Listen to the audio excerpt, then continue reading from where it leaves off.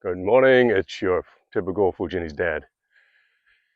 And today I'm going to talk about one of the best things about being Chinese American or Chinese, overseas Chinese anywhere. And I got this from traveling to Vietnam. I got this perspective. Our Vietnamese friend there, Ryan, who comes from Saigon, lives in Saigon with his wife, came up to visit us when we were visiting, um, what do you call, Hanoi in the north.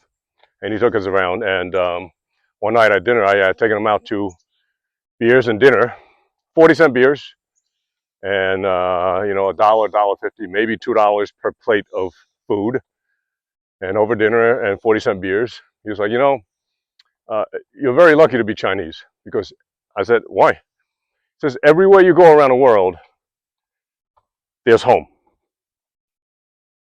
I said, oh, because there's so many Chinese all over the world? He said, yeah, there's a Chinatown everywhere. And it's so true.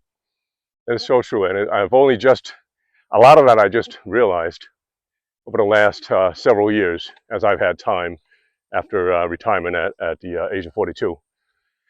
After I retired from the NYPD at the age of 42 and a half, I've had a lot more time to read up into our culture. And I was always a history buff and a history major in college.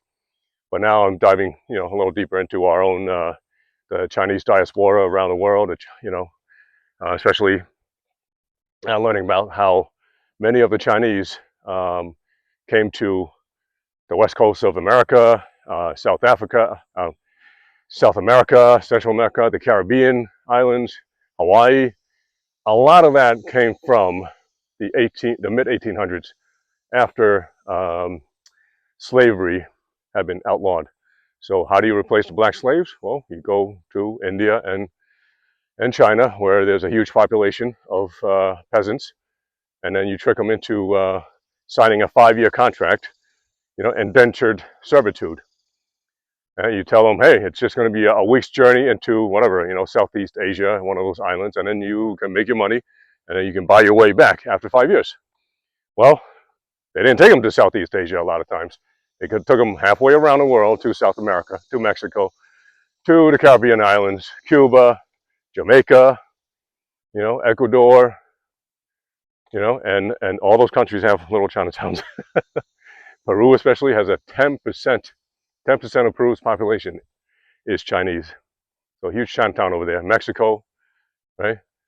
So they took them halfway around the world, and instead of working for 5 years and earning enough money and making money and going back to China, well, one, they didn't make enough money, and two, there probably weren't any ships to hire, and three, if there were ships to hire, they were way too expensive. So these people ended up getting stuck in these far off lands, and that's how you have big populations of Chinese all over the world, along with the Indians also. You have the Guyanese down there in Guyana, and I think a lot of them, of course, being from the mid 1800s, that era of indentured servants, just like the Chinese coolies. So yeah, I've learned quite a bit about our own history recently, and yes, it's nice to know that wherever you go in the world, whatever country you go to, if you miss home like I do, miss New York City, that is, the closeness to a Chinatown, the closeness to all kinds of ethnic foods, but especially Asian foods. You can always go to the nearby Chinatown, right? I've gone to Chinatowns in Paris, in Milan, and we were close to a Chinatown in in Hanoi as well, but we never went there because we were so busy eating the Vietnamese food, which is very similar to Chinese food as well. So I didn't quite miss Chinese food when we were in Hanoi. Yeah, so that's one of the best things about being Chinese overseas. And then on top of that, being a Chinese American, is that you speak English. And wherever you go in the world, not only is there a Chinatown home, but most people around the world speak English, or they try to speak to you in English. I mean, I try to learn a bit of Spanish, Japanese, and when I went to Japan and all that stuff, I try to pick up a few phrases in Italian. but my Italian and my Japanese definitely were not as good as the Italians' version of English and the Japanese version of English. You know, as little English as they speak, it's much more than what I speak of Italian and Japanese. So yeah, those two are the biggest pluses to being Chinese American. Something to be proud of, right?